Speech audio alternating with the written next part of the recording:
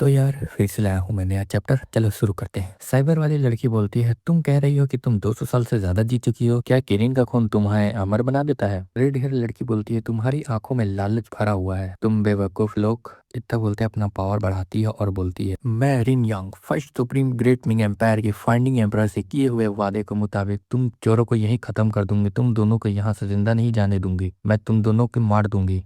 और एक fire dragon attack करती है सामने वाले पे। सामने वाले बोल रहे हैं कि मैं रोकता हूँ और अपना अटैक से रोक रहा होता है, लेकिन उसका ब्लेड में भी फायर लग जाता है और वहाँ ब्लेड अपना फेंक देता है। तुरंत उसका हाथ पकड़ लेता है, उसके हाथ पर भी फायर लग जाता है। रेड हेयर बोल रही होती है, क्या तुम्हें लगा बचना इतना आसान होगा? मेरी आग दुश्मन को पीछा नरक की गहराइयों तक करती है। तब बोल ही रही होती है, साइबर वाली लड़की उसके गर्दन पे एक स्ट्राइक लगा देती है। फायर वाली ड्रैगन पीछे आ जाती है। साइबर वाली सोच रही होती है, मुझे लगा मैंने उसका गला काट दिया, लेकिन वो तो बिल्कुल आखिरी पल में बचकर साइड हो गई। रेड हेयर सोचती है, वो तो बहुत तेज थी, मैं तो सोच ही रही थी कि दोनों को जिंदा जला दूंगी, लेकिन उल्टा मुझे ही उनके अटैक से बचना पड़ रहा है। साइबर वाली बोलती है, तुम इतने भी बुरे नहीं हो। रेड हेयर बोलती है, तुम मेरे अल्टीमेट अटैक से बच गए, 20 साल हो गए, मुझे इतना लायक अपोनेंट कोई मिला ही नहीं। फिर साइबर वाली अपने लड़के से बोल रही होती है, मैं इस लड़की से सामना करती हूँ, बाकी तुम अपने की को सर्कुलेट करो। सामने वाला लड़का बोलता है ठीक है, और सोचता है मैं तो खत्म ही होने आने वाला था उस फिल्म लड़की से। मुझे लगा था ब्लड ब्लेड मास्टर जैसी डरावनी औरत फिर कभी नहीं मिलेगी, ये तो सच में हैरान करने वाली बात है। तब बोलते हुए कल्टीवेट कर रहा होता है, तभी दीवार टूटकर कुछ आता है और बोल रहा होता है मुझे इसको डॉज करना पड़ेगा, लेकिन वो डॉज नहीं कर पाता और चिल्लाता है मास्टर ब्लेड करके, और तब जाता है नीचे। मास्टर ब्लेड बोल रही होती है, क्या तुम जिंदा हो? और सोचती है कितना बेकार आदमी है यार, कुछ काम भी नहीं आता इसे। तभी रेड हेयर देखती है, बोलती है वहाँ कोई तो है, ये आउटफिट क्या एम्ब्रन यूनिफॉर्म गार्ड है? युवान बोलता है, अच्छा लगता है मैं ज्यादा लेट नहीं हूँ। वो अपने की छुपा रहा है, लेकिन साफ दिख रहा है कि बहुत खतरनाक और डरावना है। कपड़ों से गार्ड से लग रहा है, लेकिन मुझे पता चल रहा है कि ये एम्पायर का पर्सनल गार्ड से भी ज्यादा स्ट्रांग है। मुझे लगा था उस औरत को हटाने से ही खत्म हो जाएगा, लेकिन ये इतना आसान नहीं होगा। अगर वो और ऊपर से ये आ गया तो क्या इसका मतलब उसने सब ब्लेड मास्टर को पहले ही मार दिया है? फिर दोनों सोचते हैं एक दूसरे को कि ये दूसरे का साथी हो सकता है, और दोनों के दोनों रश कर देते हैं और बोलते हैं पहले हम लोग को इसको मारना पड़ेगा। और दोनों अटैक कर रहे होते तो उन लोग कंफ्यूज होते हैं। तभी यूएन अपना दोनों स्वॉर्ड निकाल के उन दोनों को अटैक को रोक रहा होता है। रेड हेयर को अपने व्हाइट ड्रैगन स्वॉर्ड से और दूसरे को ब्लैक डीमन स्वॉर्ड से। रेड हेयर सोचती है वो मेरी आग को भी कैंसिल कर रहा है, और सिर्फ इतना ही नहीं, उसने मेरी टेक्निक की कमजोरी भी समझ ली। साइबर वाली सोचती है वो एक के साथ दो तलवार चला रहा है और दोनों से अलग अलग टेक्निक यूज कर रहा है, ये बहुत खतरनाक है, मुझे अपनी पूरी ताकत लगानी पड़ेगी। इतना बोलते रेड हेयर अपना ट्रांसफॉर्म हो रही होती है, ट्रांसफर होकर अपने युवान पे अटैक करती है, और युवान सोच रहा होता है उसने व्हाइट ड्रैगन साइबर की ठंडी की को भी गर्म कर दिया, ये जो हीट है ये हीट से बिल्कुल अलग ज्यादा पावरफुल है जो वो पहले यूज कर रही थी। और रेड हेयर बोलती है, तुम अपनी ठंडी की के साथ इसे बिल्कुल भी रोक नहीं सकते। और तभी अपना फायर अटैक रेडी कर रही होती है, ट्विन एजेंडेंट फ्लेम इस अटैक का नाम होता है। साइबर वाली बोल रही थी यही मेरा मौका है, और तुरंत अपना supreme cyber divine martial art use करती है फिफ्थ टेक्निक का। और हम देखते हैं वो अटैक से बहुत ज्यादा धमाका होता है, और बोल रही होती है ये कितना खतरनाक फोर्स था, अब तक तो वो राग बन चुका होगा, मुझे चेक करने की जरूरत भी नहीं है, लेकिन उसने एम्बियन यूनिफॉर्म गार्ड पर हमला क्यों किया? रेड हेयर सोचती है आखिरकार मैं उसके साथ लड़ ही पड़ी। तभी साइबर वाली बोलती है, ये तुम्हारा मैन नहीं था? रेड हेयर बोलती है, आखिर तुम क्या बोल रही हो, ये तो तुम्हारा था ना? दोनों एक लोग दूसरे को बोलते हैं, क्या इस दोनों में से किसी का नहीं था? तो फिर आखिर वो जो यूनिफॉर्म गार्ड पहना हुआ था, आखिर वो था कौन? रेड ये सोचती है, तो फिर वो था कौन? क्या मुझे उसे मारने से पहले पूछ लेना चाहिए था? अब तक शायद उसकी लाश भी नहीं बची होगी। तभी साइबर वाली शॉट दिखा के बोलती है, अब बस तुम्हें ही खत्म करना बाकी है। रेड हेयर बोलती है, तुम कुछ ज्यादा ही घमंडी हो, अगर तुम उस आदमी के साथ मिलकर मुझसे लड़ती तब शायद तुम मेरी बराबरी कर पाती। साइबर वाली सोचती है, क्या तुम्हें लगता है ऐसा कुछ मेरे ऊपर काम करेगा? रेड हेयर बोलती है, कौन जाने, कोशिश करके ही पता चलेगा ना। तभी इन दोनों का युवान का प्रेजेंस महसूस होता है, और दोनों अटैक कर रहे होते हैं एक दूसरे पे, लेकिन फिर पीछे देखते हैं और बोलते हैं, ब्लैक फॉरेस्ट मेरी आग से भी पूरी जगह इतनी गर्म है, फिर उस हिस्से का जमीन जम कैसे गया? साइबर वाली बोलती है, वो मरा नहीं, लेकिन वो तो इंजर्ड है, उसका आर्मर टूट चुका है और उसके शरीर पर काफी जख्म है। तभी युवान जख्म को रिकवर करने लगता है, जिसे देख के रेड हेयर बोलती है, क्या उसका जख्म भर रहा है? ये तो इतना पागल जैसी हीलिंग स्पीड क्या है, ये मेरी हीलिंग से भी ज्यादा तेज है, और मेरी हीलिंग तो किरिंग का खून पीने की वजह से है। तभी युवान बोलता है, मुझे उम्मीद नहीं थी कि इंपीरियल पैलेस में गार्डियन और सुप्रीम साइबर सेक्स आर्ट के दो लोग एक साथ मुझ पर हमला करेंगे। खैर कोई फर्क ही नहीं पड़ता, अब मैं अकेला लड़ने वाला हूँ। जिसे सुन के साइबर वाले कुछ समझ नहीं पा रही होती, और सोचती है मुझे पास में किसी और की प्रेजेंस फील भी नहीं हो रही, वो झूठ बोल रहा होगा, शायद उसे यकीन नहीं होगा कि हम दोनों के अगेंस्ट जीत सकता है। मुझे पता है वो कैसे जीत सकता है। क्या क्या वो तो की स्वॉट कंट्रोल है। रेड हेयर सोचती है तुम कह रहे हो कि वो मिस्टिक रेल्म में है। मैं 200 सालों से ज्यादा जी चुकी हूँ लेकिन आज तक किसी मार्शल आर्टिस्ट को मिस्टिक रेल्म तक पहुंचते नहीं देखी हूँ। लेकिन चाहे वो उस रेल्म में ही हो, इतनी सारी चीजों को एक साथ कंट्रोल करना नामुमकिन है। तभी साइबर वाली बोलती ये हैरान रहने का वक्त नहीं है, मुझे शांति से सोचना होगा। की ब्लेड मास्टर जो एनर्जी आर्ट में सबसे स्किल्ड माना जाता है, वो भी की कंट्रोल से सिर्फ 7 तलवारें से ज्यादा कंट्रोल नहीं कर सकता। चाहे वो कितना भी स्ट्रांग हो, उसके पास कितनी की है उसकी भी तो कोई लिमिट होगी। वो औरत मेरी दुश्मन है लेकिन अपनी जान बचाने के लिए मुझे यही दुआ करनी होगी कि वो उसके सामने ज्यादातर टिक पाए। युवान फिर नैनो से बोलता है अब हम पूरी ताकत से लड़ेंगे। नैनो बोलता है ठीक है मैं समझ गया। फिर नैनो एक्टिवेट आर्गुमेंट रियलिटी को कर देता है ऑन और टारगेट सेट कर देता है और सेल्फ टारगेट सिस्टम को चालू कर देता है। युवान बोलता है मुझे निराश मत करना। इतना बोलते ही अटैक कर देता है। ड्रैगन वाली अपनी 12 इटर्नल फ्लेम से अटैक करती है युवान पे और सोचती है तलवारों ने आग को सीधा काट दिया, क्या वो सच में इतनी सारी तलवारों को एक साथ कंट्रोल कर सकता है। तभी हम देखते हैं बहुत जोर से धमाका और रेड हेयर अपनी अटैक कर रही होती है और बोलती है कोई बात नहीं, मेरे इंटेक कोर एनर्जी से बनी हुई फ्लेम पिलर एनहेंस एनर्जी से भी तोड़ी नहीं जा सकती। इतना सुनते युवान हंसता है और अपने स्वॉर्ड को वापस से जोड़ लेता है और मजबूत कर लेता है। और रेड ये सोचती है क्या उसने तलवारों को रोक दिया। तभी नैनो बताता है एक ही वक्त पे हेवनली डीमन स्वॉर्ड आर्ट की 3 टेक्निक और 24 demonic sword technique, 3 technique in 6 तलवारों पर यूज हो रही है जो की स्वॉर्ड कंट्रोल से कंट्रोल किया जा रहा है। और तभी हम देखते हैं की sword heavenly divine sword art की स्वॉर्ड कंट्रोल 24 स्वॉर्ड टेक्निक जो कि सीधा ड्रैगन पे अटैक कर रही होती है। ये सोचती है कि ये स्वॉर्ड की पे अपना टेक्निक भी यूज कर सकता है, आखिर कैसे पॉसिबल है, मैं इतनी आसानी से नहीं गिरने वाली। इतना ही बोल के युवान के स्वॉर्ड पर अटैक करती है लेकिन युवान का स्वॉर्ड उसे काट के पीछे भेज देता है और उस पर अटैक लगने वाला होता है। सोचती है मेरे पास काफी कम टाइम है इसे मैनेज करने के लिए, क्या ये टेक्निक। इतना ही सोचते हम देखते हैं सीन चेंज होता है साइबर वाली पे जो कि वो भी हैरान होती है इसका स्वॉर्ड टेक्निक को देख के कि की कंट्रोल करता हुए भी अपना स्वॉर्ड टेक्निक को यूज कर रहा है इन पे। ऐसा लग रहा है कि मैं 6 एक्सपर्ट मार्शल आर्टिस्ट में एक ही समय पर लड़ रही हूँ और मुझे इसे किसी भी तरीके से ब्लॉक करना पड़ेगा। इनमें से हर technique supreme cyber divine martial artist से भी ज्यादा कंप्लीट लग रही है लेकिन ये मुझे इतनी फेमिलियर क्यों लग रही है। राइट, वो बुढ़ा आदमी, वही पुराना बुढ़ा जिसने supreme cyber 6 martial artist set को जेन्युइन में अपना इन्फ्लुएंस बढ़ाने से रोका था। उसकी स्वॉर्ड टेक्निक डिमोनिक कल्ट के फाउंडिंग कल्ट जैसी लग रही थी जो बाद में खुद सामने आया था। नहीं, असल में ये इस आदमी की टेक्निक उस बुढ़े से भी ज्यादा परफेक्ट है। तो इसका मतलब ये पक्का डिमोनिक कल्ट का है। और मैंने सुना था कि अभी के टाइम पे सिर्फ एक ही इंसान है जो ये टेक्निक यूज कर रहा है, लंबे बाल सफेद सा चेहरा। मुझे पक्का यकीन है इसकी अपीयरेंस बिल्कुल उसी की जैसी है जैसे हमारे स्पेस से डिमोनिक कल्ट के लीडर के बारे में बताया था, वो इंसान जिसने हमारे प्लान को बार बार बर्बाद किया, डिमन कल्ट का हेड युवान। लेकिन वो यहाँ क्यों है? हमारे प्लान के हिसाब से तो वो उसे डिमोनिक कल्ट में ही रहना चाहिए था। इम्पीरियल पैलेस के स्पाइस पर शौक होने की वजह से ये फिर दोनों फेस्टिवल की तैयारी कर रहे होना चाहिए था। साला मुझे तो उसे बताना होगा कि हमारा प्लान फेल हो गया। लेकिन अभी मैं कुछ नहीं कर सकती, मैं फ्लेम की को रोक नहीं सकती क्योंकि मुझे इन सब अटैक को ब्लॉक करना पड़ रहा है। वो भी स्ट्रगल कर रही है, ऐसे ही चलता रहा तो हम दोनों उसकी इनर एनर्जी खत्म होने से पहले ही गिर जाएंगे और फिर ना तो ट्रेजर पा सकूंगी। रुको, किरिन का खून यही कहीं होगा ना? पता नहीं तुरंत काम करेगा कि नहीं करेगा लेकिन एक मिथिकल क्रिएचर का खून मेरी की को जरूर बढ़ा देगा। मैं इसी चांस पर दांव लगा सकती हूँ। और फिर अपना अटैक रेडी करती है। Supreme cyber divine martial art 7th technique Yuan पे अटैक करती है और सोचती है मेरे अटैक की वजह से उसकी की कंट्रोल स्वॉर्ड में एक छोटा सा गैप आ गया है, यही मेरा मौका है। जितना ही मौका बोल के अटैक करने जा रही थी युवान का स्वॉर्ड उसका हाथ काट के चल देता है और बोलता है तुम ये छोटे मोटे ट्रिक मुझ पर करना चाह रही हो क्या। और फिर लड़की सोचती है ये तो बहुत खतरनाक है, जैसे मैंने सोचा था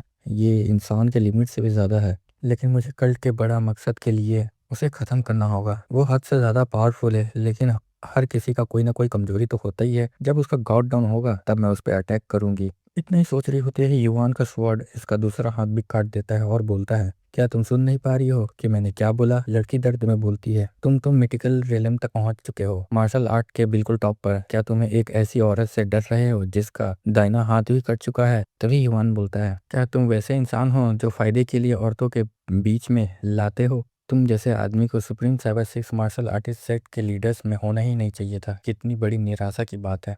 क्या तुम्हारी इतनी हिम्मत कैसे हुई मुझे इंसल्ट करने की। इतना बोलते ही युवान पे अटैक करने जा रहे होते हैं। युवान का स्वॉर्ड की उसके पीठ पे घुस चुका होता है और फिर वो नीचे गिर जाती है और नीचे जा ही रही होती है। युवान सोचता है इस बार तो वो नहीं बचेगी, उसे पहले ही गहरी चोट लगी हुई है और सीधा गर्म पानी में गिर गई। लेकिन अजीब बात यह है, पानी उबल रहा है फिर भी भाप नहीं निकल रहा। तभी नैनो बताता है कि तुम्हारी एनर्जी सिर्फ 38% बची है। ये सुन के युवान सोचता है, मैं मिस्टिक स्टेडियम के तक पहुंच चुका हूं, लेकिन इतनी लेवल का की स्वॉट कंट्रोल भी बहुत ज़्यादा इनर एनर्जी खा लेता है। लगता है अब मुझे सिर्फ उसी से लड़ना है। वो supreme cyber 6 martial artist set के ब्लेड मास्टर से भी ज़्यादा देर तक टिक रही है। उसकी चोट काफ़ी गहरी लग रही है। नैनो जितनी तेज नहीं, लेकिन उसकी जख्म काफ़ी जल्दी भर रही है। क्या इसी वजह से वो अभी तक टिक पाई है? बिल्कुल सेकंड ग्रेड सुप्रीम की तरह। लेकिन अब मुझे ये लड़ाई ख़त्म करनी होगी। तभी युवान देखता है हॉबिंग की तरफ, जिसको साइबर वाले ने हॉबिंग को पकड़ रखा होता, और सोचता है, जब मैं अपनी की सर्कुलेट कर रहा था तभी छत मेरे ऊपर गिरनी थी। अब मैं अपना लेफ्ट हाथ बिल्कुल यूज नहीं कर पा रहा।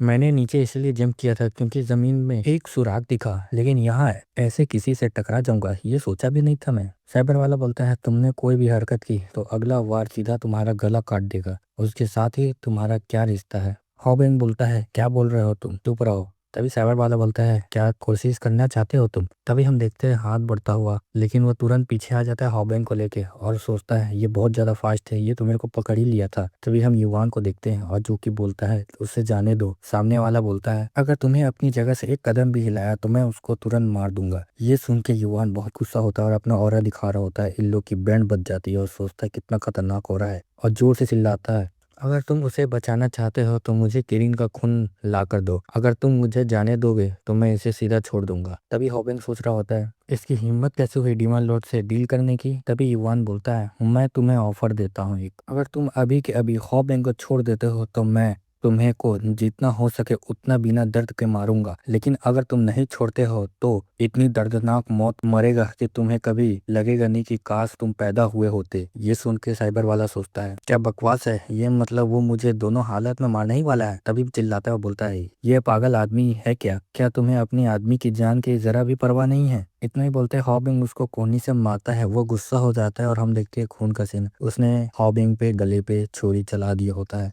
और हॉबिंग नीचे गिर जाता है। युवान बहुत जोर से गुस्सा हो जाता है। तभी साइबर वाला पीछे भाग रहा होता है, वो बोलता है, मैंने रिफ्लेक्स में ही उसका गला काट दिया। लेकिन तुरंत युवान उसके सामने आता है और उसको काट रहा होता है और काफी दर्द हो रहा होता है। युवान बोलता है, चुप रहो तुम, ये तो बस शुरुआत है, अभी तुमको आसान मौत नहीं मिलेगी। ये सुन के घबरा जाता है और युवान उस पर अटैक कर रहा होता है। वो बोल रहा होता है अपने मन में, प्लीज रुक जाओ प्लीज, और नहीं। और उसको बहुत दर्द हो रहा होता है और बोलता है, ये डिमोनिक कमीना, ये मेरी सभी वेंस को अवॉइड कर रहा हो, सिर्फ मेरे बॉडी पे अटैक कर रहा है। तभी युवान उसका सर पकड़ लेता और बोलता है, मैंने बोला था कि तुम रिग्रेट करोगे। तुरंत उसका बाल को जोर से पकड़ लेता है। तभी नैनो बता रहा होता है कि तुम्हारे पास सिर्फ 15% एनर्जी बचा है, फिर उसके बाद तुम स्वॉर्ड को ज्यादा देर तक कंट्रोल नहीं कर पाओगे। हम देखते हैं रेड ड्रैगन वाली, जो कि देखती है क्या इसका स्वॉर्ड वापस जा रहा है, यही मेरा मौका है, और तुरंत वो युवान पे जा रही होती है। युवान सोचता है, मैं उसे और भी ज्यादा तड़पाना चाहता था, लेकिन अब मेरे पास कोई ऑप्शन नहीं है। तुरंत युवान स्वॉर्ड नीचे रखता है। सामने वाला नो बोलता है, लेकिन तब तक युवान उसका सर उखाड़ के नीचे फेंक देता है और तुरंत फायर वाले पर अटैक करने जा रहा होता है, लेकिन फायर ड्रैगन नीचे बैठ जाती है। ये देख के युवान तुरंत उसे गर्दन तक स्वॉर्ड रुक जाता है। फायर ड्रैगन बोलती है, तुमने मुझे ढूंढने में इतना वक्त क्यों लगा दिया। डिमोनिक कल्ट के छोटा सा मेंबर ग्रेट हेवनली डिमन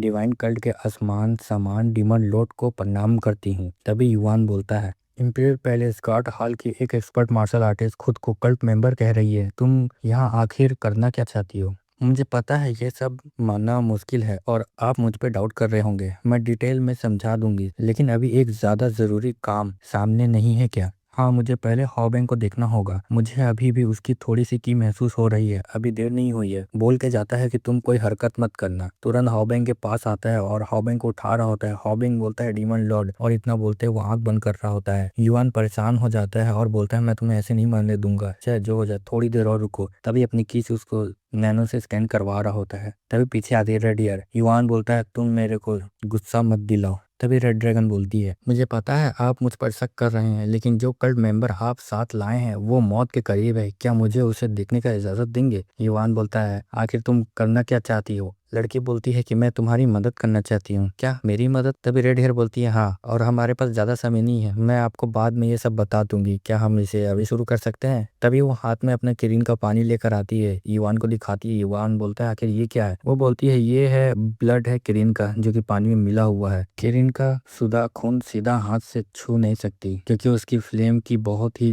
ज्यादा तेज होती है। ग्रेट मिंग एम्पायर के फाउंडिंग एम्परर ने उसे ठंडा करने के लिए 10 मिलियन फोर्स की क्लास सीखी थी, जब जाकर ये हालत में आया है। तो तुम इसके साथ क्या करने वाली हो? सामने वाली बोलती है चाहे ये जेलेटेड क्यों ना हो, फिर भी ये जख्म भरने में बहुत पावरफुल है, लेकिन इसकी फ्लेम की अभी भी काफी तेज है, इसीलिए एक आदमी के लिए इसे संभालना मुश्किल होगा। मैंने देखा है कि तुम एक्सट्रीम इन करीब वाली कोल्ड की कंट्रोल कर सकते हो। क्या तुम इस खून में वो कोल्ड की मिला सकते हो? क्या तुम कह रही हो कि हॉबिंग के लिए ये खतरनाक है? हाँ, अगर वो ज्यादा मात्रा में पी ले तो, लेकिन अगर सिर्फ इतना सा हो और तुम इसे कोल्ड की से बैलेंस कर दो तो उसे बचाने का मौका है। युवान बोलता है ऐसा नहीं लगता कि उसने खुद कभी ट्राई किया है, लेकिन मेरे पास अभी कोई और ऑप्शन भी नहीं है। तभी युवान उसमें अपना कोल्ड के डाल रहा होता है। रेडियर सोचती है हाँ ये वर्क कर रहा है, और बोलती है पहले इसे मैं पीऊंगी, और तुरंत वो पीती है और फिर हॉबिंग को पिला रही होती है। युवान देख के शॉक्ड होता है और सोचता है। तभी रेड हेयर बोलती है उसके गले का काटा हुआ जख्म और जो मैंने जलाकर बंद किया था, दोनों ठीक हो रहे हैं। ये इतना इफेक्टिव है जबकि ये डुप्लीकेट किया हुआ है। तभी रेड हेयर बोलते हैं डीमन लॉर्ड प्लीज अब आप थोड़ा सा पीछे हो जाइए। उसके शरीर के अंदर फ्लेम की और तेज होती रही है। मुझे इसे कंट्रोल करना होगा ताकि ये उसे नुकसान ना पहुंचा पाए। तभी युवान दूर खड़ा हुआ सोच रहा होता है मुझे पता ही नहीं है कि किरीन का खून इतनी ताकत रखता है कि जख्म भी भर देता है। कितने हैरानी की बात है, क्या मैं बेकार में ही इतनी चिंता कर रहा था? तभी हम देखते नीचे जिसका हाथ कट गया होता है साइबर वाली लड़की का, और तुरंत आंख खोलती है और उसकी हीलिंग हो रही होती है। हम देखते हैं ऊपर हॉबिंग को जो हील कर रही होती है रेड ड्रैगन, और बोलती है उसके सारे जख्म पर अब पूरी तरह बंद हो चुके हैं। उसके चेहरे पर रंग वापस आ गया और उसकी सांस भी नॉर्मल हो गई है, लेकिन उस पर कुछ हो क्यों नहीं रहा है? क्या कोल्ड की ने फ्लेम की को बैलेंस कर दिया है? जो भी किरीन का खून पीता है उसके अंदर फ्लेम की का तूफान उठता है। कई लोग दर्द का एहसास तक खो देते हैं, कुछ तो जान भी गंवा देते हैं। पिछले 200 सालों में सिर्फ एक आदमी को छोड़कर बाकी सब मर्द जो किरीन का खून पीते थे वो मर गए। तो फिर इसके साथ कुछ हो क्यों नहीं रहा? और किरीन का खून पीने के बाद शरीर को बदलना चाहिए, लेकिन इस पर वो लाल स्केल भी नहीं दिख रहे जो बॉडी के बदलाव को निशान होते हैं। ये क्या, इसका एनर्जी कोर बढ़ा नहीं है, लेकिन उसके अंदर एक अजीब सी डरावनी एनर्जी महसूस हो रही है, बिल्कुल डीमन लॉर्ड जैसी। क्या इसने पहले किसी और मिथिकल क्रिएचर का खून भी पिया है? तो शायद इसी वजह से फ्लेम की फट नहीं पाई। अच्छा हुआ, क्या मेरी इनहेंट कोर एनर्जी जो मैंने उसके एनर्जी कोर से तोड़ी थी वो अलग ही नहीं हो रही, जैसे चिपक गई है। तभी युवान सोचता है लगता है कुछ गड़बड़ है, वो काफी मुसीबत में लग रही है। तभी पीछे कुछ जंप करता है, युवान शॉक्ड होता है और हम देखते हैं युवान पर अटैक करने आ रही होती है, और युवान पर अटैक करती है, लेकिन युवान बच जाता है और यकीन नहीं कर पा रहा होता कि अभी तक ये जिंदा है और मेरे से लड़ने आ गई है, और इसके हाथ दोनों भी वापस आ चुके हैं। तभी हंस के बोलती है देखो मुझे ऊपर वाले ने क्या ब्लेसिंग दी है, जरा देखो अब मैं तुम्हें हर एक हिसाब किताब वापस पहुंचाना चाहती हूँ, समझ में आया? तभी युवान बोल रहा होता है तुम कुछ ज्यादा ही बोल रही हो, चलो मैं तुमको दिखाता हूँ, अभी भी तुम्हें मैं दोबारा मार दूंगा। तभी यो ईवान पे अटैक करने आ रही होती है। ईवान अपने शॉर्ट की से उसको घुसा दे रहा होता है, लेकिन सोचता है मैं इसे मार रहा हूँ लेकिन इसको पेन ही फेल नहीं हो रहा। तभी ईवान पे अटैक करने आ रही होती है। तभी ईवान बोलता है लगता है तुम बहुत ज्यादा ही एरोगेंट हो गई हो। तभी ईवान बोलता है और अटैक कर देता है उसके सीने पे। इतने ही अटैक खा के वो बोल रही होती है मैं इसको मार दूंगी करके। तभी ईवान का हाथ पकड़ती है और चलाने लग जाती है, लेकिन उस पर कोई असर नहीं होता। ईवान बोलता है कुछ ज्यादा ही छो गया तुम्हारा, और तभी अपने एनर्जी से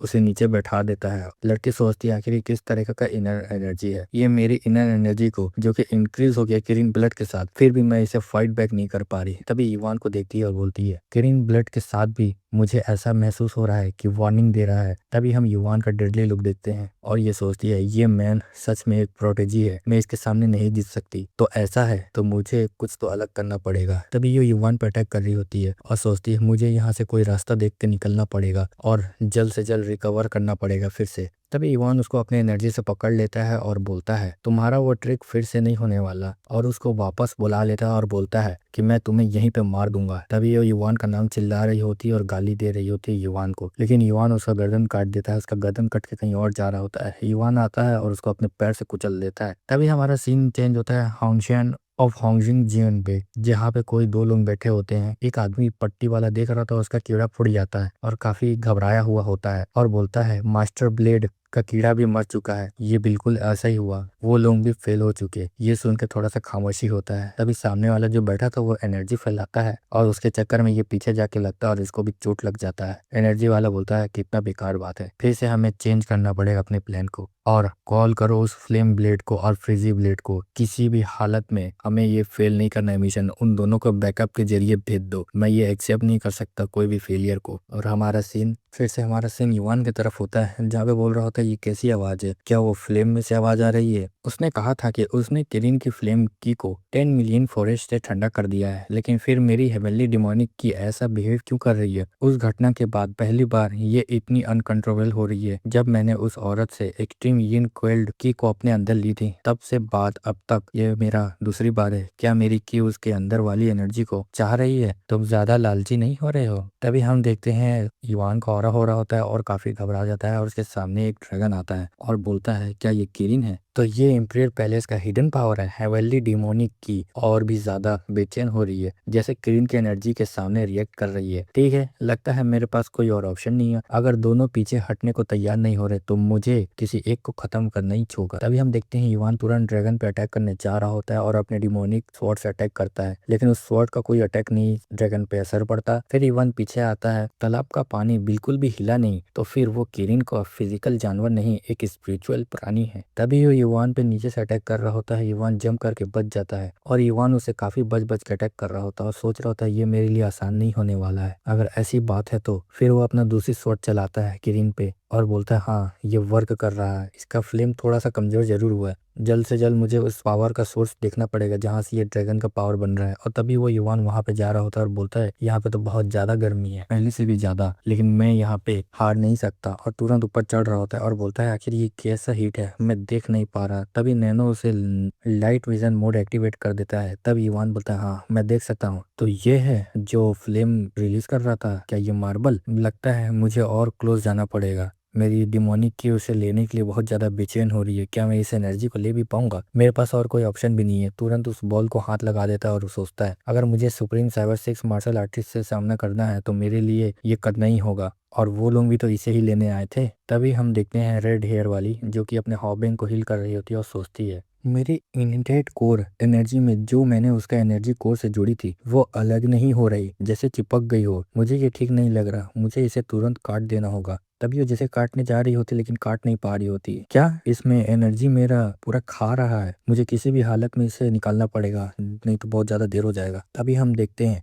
कि उसका फ्लेम भी हॉबिंग एब्जॉर्ब करने लग रहा होता है और ब्रेक थ्रू करने वाला होता है। तभी वो लड़की पीछे आ जाती है और बोलती है क्या ये मेटाफोरिज में ब्रेक थ्रू कर रहा है? तभी हॉबिंग का आँख खुलता है और खड़ा होता है और बोलता है आखिरकार मैं मेटाफोरिज में आ गया हूँ, क्या ये सपना है? तभी रेड हेयर बोलती है बधाई हो। हॉबिंग देखता है, बोलता है फायर मास्टर। तभी रेड हेयर गुस्सा आ जाती है, क्या तुमने मुझे फायर मास्टर बोला? कुछ ज्यादा रूड नहीं हो रहा अपने सेवियर से बात करने में? तभी हॉबिंग पीछे आता है और बोलता है मैं तुम पे ये बिलीव कैसे करूं कि तुमने मुझे सेव किया है? अच्छा तुम मुझ पे बिलीव मत करो, पर तुम मेरे फ्लेम को ट्राई कर सकते हो, जरा देखो तो। अरे ये तो मेरे फ्लेम को भी यूज कर पा रहा है सच में, और अपने बॉडी में महसूस करो मेरे फ्लेम को। तभी वो हैरान हो जाती है कि ये इतने आसानी से कैसे महसूस कर रहा है, क्या इसने पूरा क्लीन का ब्लड भी एब्जॉर्ब कर लिया? मैंने ऐसा कभी कुछ नहीं देखा था। हॉबिंग उस फायर से खेल रहा होता है, तभी सोचती है ये मेरे फ्लेम से ऐसा खेल रहा है जैसे कि कोई बच्चा है। तभी फिर बोलती है मुझे पता है तुम्हें फ्लेम की यूज करना बड़ा कूल लग रहा है, लेकिन इसके अलावा भी तुम और भी बहुत कुछ कर सकते हो। तभी हॉबिंग को कुछ महसूस होता है। तभी रेड हेयर बोलती है क्या हुआ, क्या तुम इतना जल्दी इंटरेस्ट खो गए? तभी हॉबिंग बोलती है नहीं जरा उधर देखो, और हम देखते हैं फायर जो कि बहुत ज्यादा लपटे तेज होती है।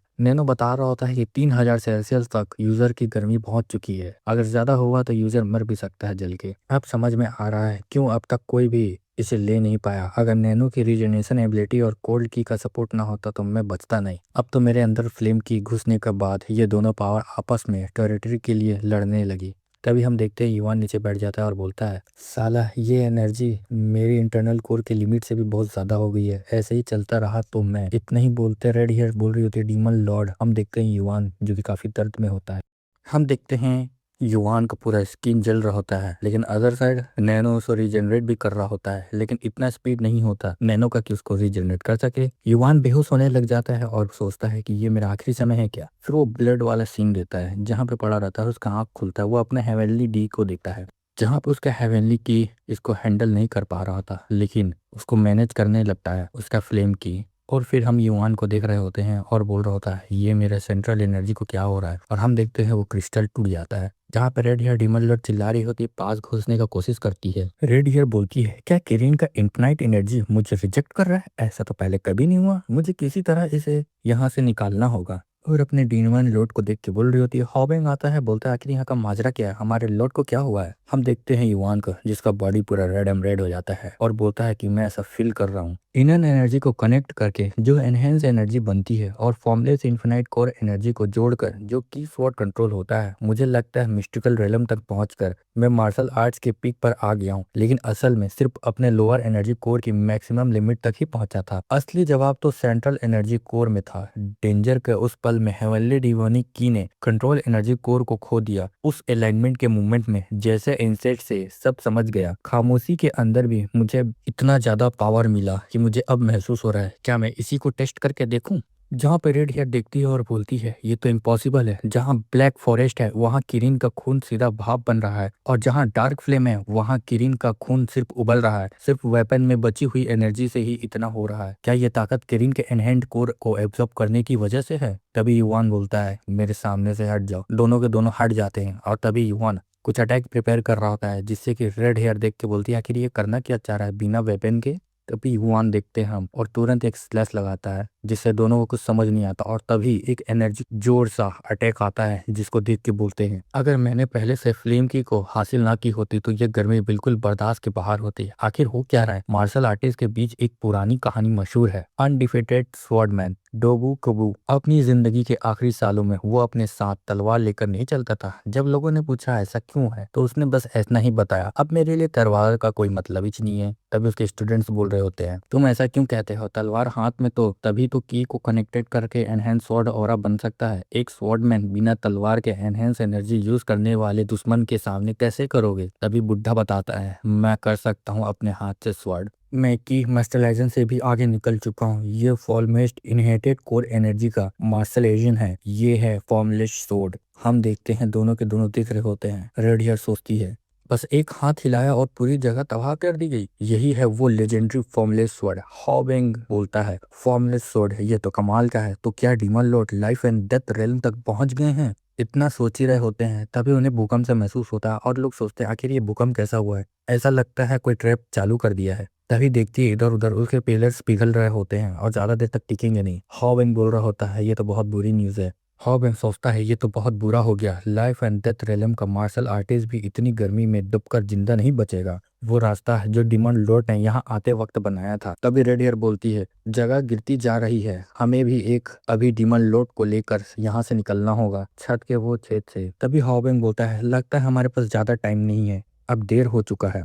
तभी इमारतें गिरने लगती है और रेड हेयर बोलती है एटलीस्ट डीमन लॉर्ड को तो बचा ही सकते हैं। तुरंत हम देखते हैं वहां पे गिर रहा होता है। तभी इवान अपना हाथ उठाता है और सभी पत्थर को कंट्रोल कर लेता है और उसमें अपना बर्फ जमाने लग जाता है जिससे कि ये काम कर रहा होता है। तभी रेड हेयर सोचती है इम्पॉसिबल, ये कोई इंसान कर नहीं सकता। क्या उसके अंदर तीन अलग एनर्जीज ने बैलेंस बना लिया? तभी हॉबिंग बोलता है डीमन लॉर्ड, और हम देखते हैं युवान जो कि ट्रांसफॉर्म से वापस नॉर्मल हो रहा होता है।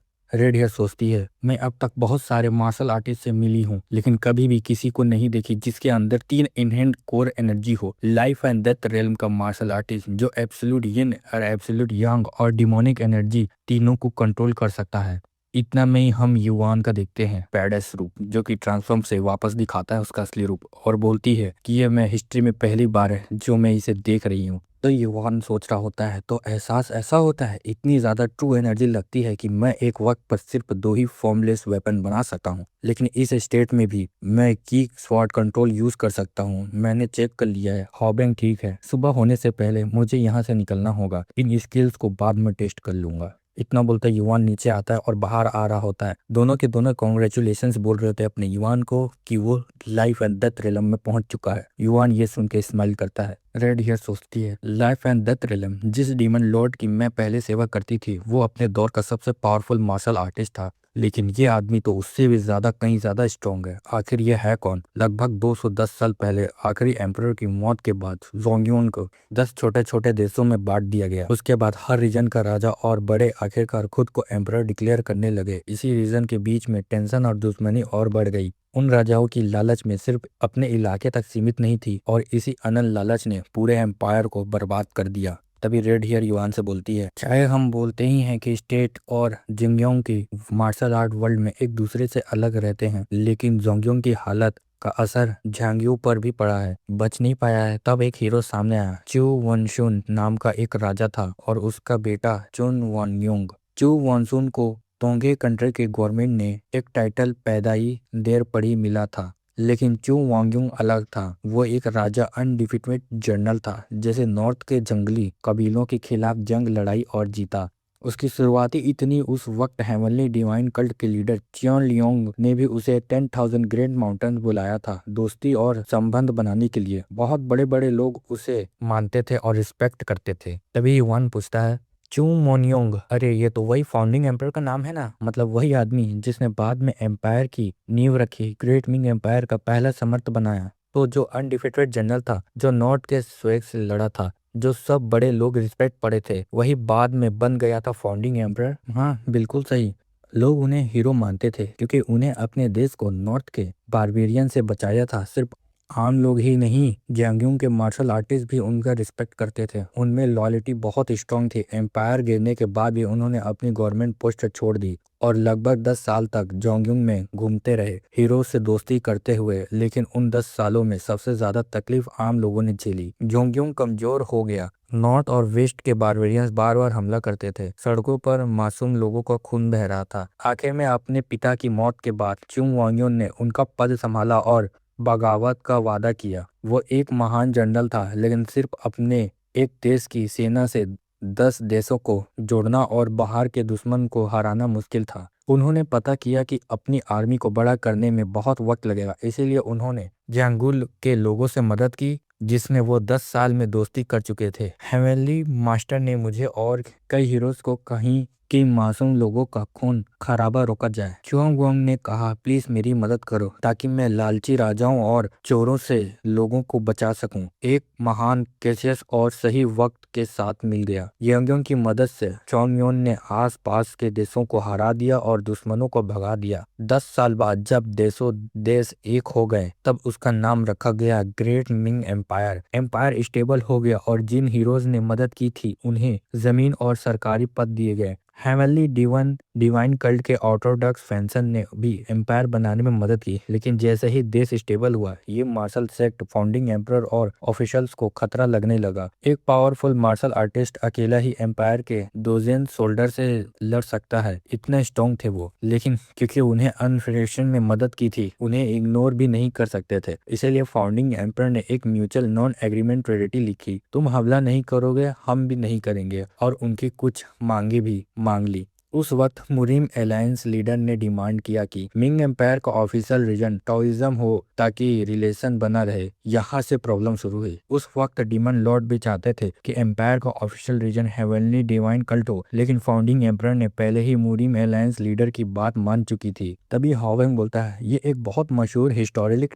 इंसिडेंट है, मुझे भी इसके बारे में पता है। लोग कहते हैं कि ये सब जानबूझकर किया गया है, जबकि मुरिम अलायंस और हमारी कल्ट दोनों का एम्पायर बनने में बराबर योगदान था। तभी रेड हेयर आगे बोलती है, माना जाता है कि उस वक्त एक गवर्नमेंट ऑफिसर का ही काम था ये सब। उस टाइम के डीमन लॉर्ड नाराज हो गए और उन्होंने एक ब्लड डिमांड रखी थी। एक पुरानी कहानी थी कि जब भी कोई नया एम्पायर पैदा होता है, तब एक मिथिकल क्रिएचर सामने आता है। और सच में जब फाउंडिंग एम्परर ने जोंगयोंग को यूनाइट करने का थोड़ा पहले एक किरिन आया और 5 प्रोविंस को जला दिया, तब चियोन लिंग, जो उस वक्त का डीमन लॉर्ड थे, अपनी गार्डियंस और एल्डर के साथ लाखों मार्शल आर्टिस्ट को लेकर निकले। 3 दिन और 3 रात तक लड़ाई चली और आखिर किरिन को हरा दिया। लेकिन उसके मरने के बाद भी उसकी लाश से ऐसी आग जलती रही जो बुझने का नाम ही नहीं ले रही थी। फाउंडिंग एम्परर ने इसे नया एम्पायर का जन्म का शगुन माना। उस जगह पर लॉयल टॉम्ब बनाने के ऑर्डर दिए और वही जगह कैपिटल बना दी।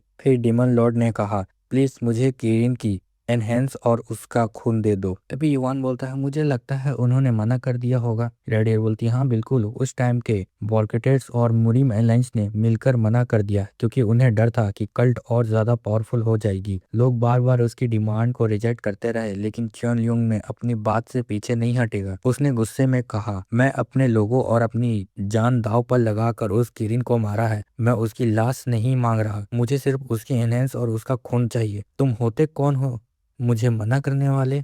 बॉर्केटस और मुरिम अलायंस ने देखा कि उसकी बात गलत नहीं थी तो उन्होंने फाइनल डिसीजन फाउंडिंग एम्परर पर छोड़ दिया। फाउंडिंग एम्परर समझ गया कि डीमन लॉर्ड को खुश रखना जरूरी है, इसीलिए आखिर में उसने रिक्वेस्ट मान ली लेकिन एक शर्त के साथ, डीमन लॉर्ड को वो खुद जाकर लेना होगा। अरे यार कितनी छोटी सोच थी, लेकिन प्रॉब्लम ये थी कि किरीन का खून अभी भी उबल रहा था, इतना गर्म का कि कोई उसे ले ही नहीं सकता था। इसीलिए डिमोन लॉर्ड ने एक और रिक्वेस्ट रखी। उसने कहा कि डिमोनिक कल्ट के टॉप 12 मार्शल आर्टिस्ट को इजाजत दी जाए कि वो उस अंडरग्राउंड के जगह को गार्ड करे जब तक किरीन का खून ठंडा ना हो जाए और लेने लायक ना बन जाए। फिर हाओबिंग हैरान होकर बोलता है मतलब तुम सब तब से यहीं थे? कंडीशन ये थी कि जब तक कल्ट के मार्शल आर्टिस्ट यहाँ रहेंगे तब तक उन्हें इंपीरियल पैलेस की हिफाजत भी करनी होगी और उनकी प्रत्यय वफादारी की कसम खानी होगी। ये हमारा प्लेकेश है। Demonic dragon palm sect, other hall master Moon Ryong. Moon Ryong, हाँ वही मेरा नाम है। हॉब इंगसॉक में बोलता है क्या डिमोनिक ड्रैगन पाम सेक्ट? तो तुम मून की ग्रेट ग्रेट ग्रेट दादी हो मून? तभी युवान बोल सोचता है एल्डर मून और मून तो ये सुन के ही हिल जाएगी। अगर सिर्फ तुम्हारे पास ही प्लेकेश बचे हैं तो बाकी सब? हाँ वो सब गुजर गए। हम डीमन लॉर्ड के ऑर्डर पर क्रीन का खून और एनहेंस को लेने का तरीका ढूंढ रहे थे। पैलेस को भी वो खून चाहिए था, इसीलिए उन्होंने भी मदद की लेकिन हम फेल हो गए। आखिर में पैलेस ने हमें ही वो खून पीने को मजबूर कर दिया। लेकिन सब मर्द थे जिनमें स्ट्रॉन्ग यंग एनर्जी थे, वो फ्लेम की को झेल नहीं पाए और एक एक करके मर गए। हमने खुद ही एक एक करके खून पीना शुरू किया क्योंकि हम नहीं चाहते थे कि एम्परर उसे हमसे छीन ले। उन्होंने कहा कि मैं सबसे लास्ट में ट्राई करूंगा, लेकिन जब मेरी बारी आई मैंने पिया नहीं। युवान पूछता है क्योंकि तुम ही अकेली थी जो उस जगह को प्रोटेक्ट कर रही थी? वो बोलती है हाँ बिल्कुल सही, वो चाहते थे कि मैं जिंदा रहूं। रेड हेयर कहती है वो बहुत अकेले